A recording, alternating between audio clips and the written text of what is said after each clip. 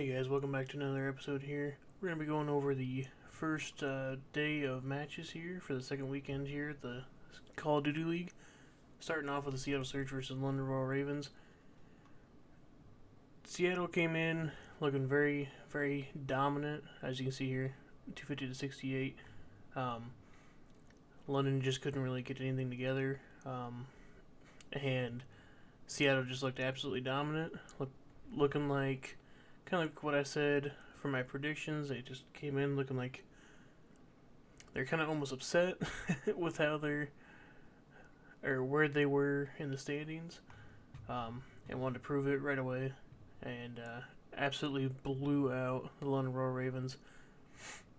And it even started to look like in the S&D that they would be able to take them out no problem, but London Royal Ravens kind of settled back in.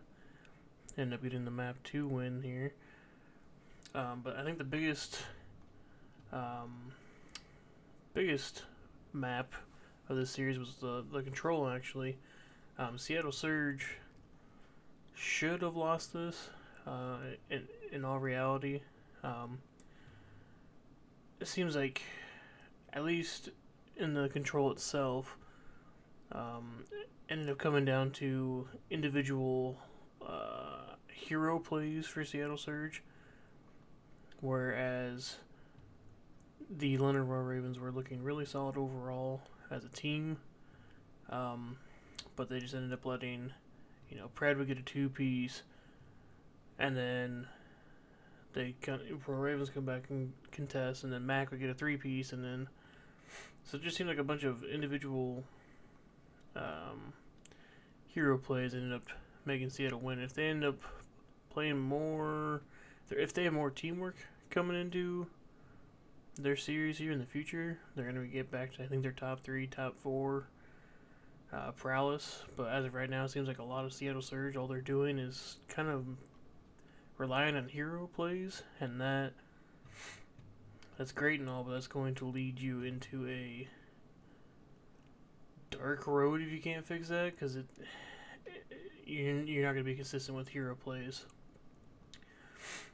And then they took the other hard point, so they took all the respawns here. Mercado, that was a very fun match to watch overall. And really overall the series was pretty fun, pretty enjoyable overall outside of the first slaughter of a hard point. And even here overall you can kind of see it wasn't really any slaying issues on either side.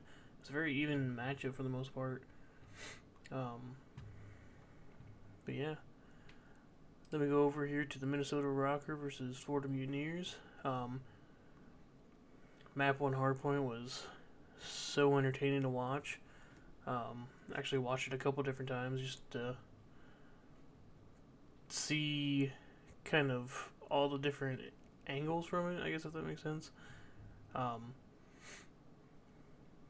Rokkr probably should have ended up winning this, honestly. They just kind of got wiped at the very end. I believe that was by Major Maniac. I think he was the last one in the hill there. But that was a very, very fun map to watch. And then after that, it was just Minnesota 3 straight here. S&D, they looked pretty dominant overall. They had a couple different players go on streaks there. I know Attach ended up having streaks. I think it was Afro, if I remember right. Anyways, actually, I can probably tell you here. Yeah, it was Attach, and I believe it was Afro there. Anyways, then you got into the control. Wasn't the most entertaining for me personally. I don't know. Control, for the most part, is a very hard game mode for me to watch. It's very boring on these maps.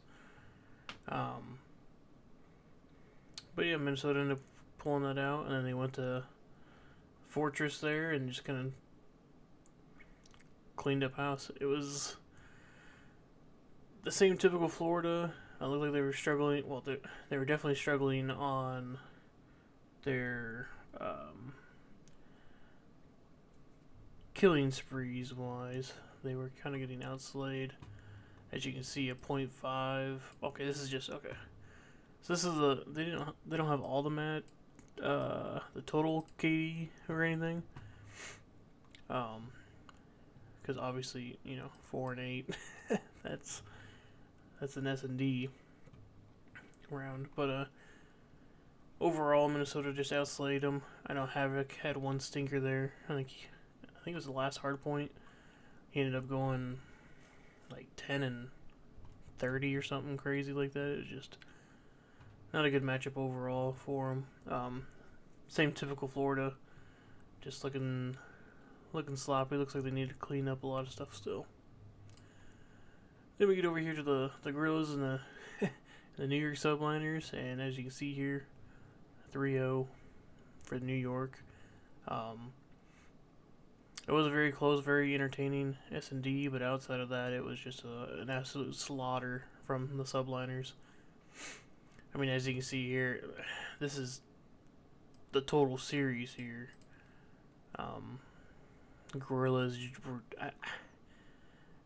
I knew they'd have some slaying issues as a team in general, but I did not think as a whole that this would be this bad.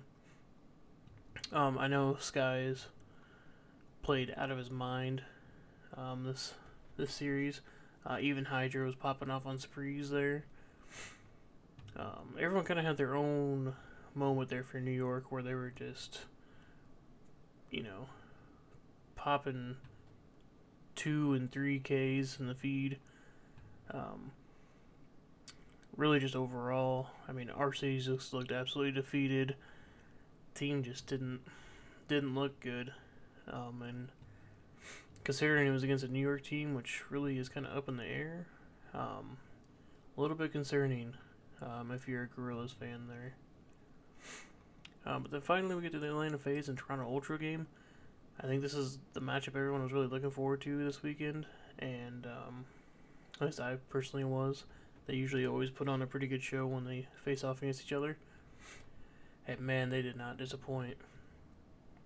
Mercado was a very entertaining game, even though I believe this is the map where CleanX ended up going like 7 and 30 or something like that.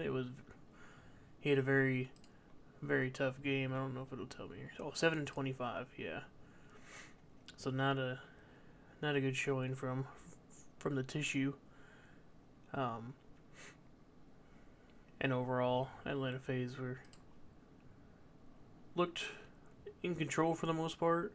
There's a couple hills there where Toronto were looking good, but overall that was Atlanta FaZe map 1 through and through. Then they go to round 11 in S&D. For some reason I don't have Scrappy in here, but anyways. Standy proven, just like last year, S&D prowess. Goes crazy. Yeah, I don't really remember too much about this game. I remember in the last round there, though, it all kind of fell apart there for Atlanta FaZe there at the very end. Unfortunate, but that just meant we got more of a series. Then Toronto came in and won the control pretty convincingly. For some reason I don't remember this match either.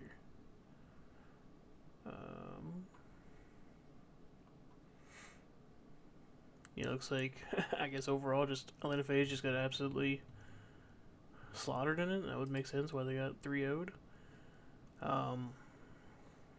This is the map I remember the most. This hotel hardpoint. Man, that was probably game of the year.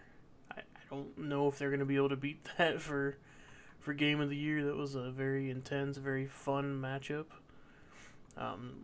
Cellium just absolutely popped off. And as a team, they iced up when they needed to, and it showed.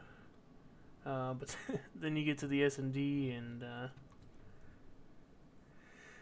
yeah, Toronto just kind of ran away with it on Fortress there. They looked pretty dominant overall.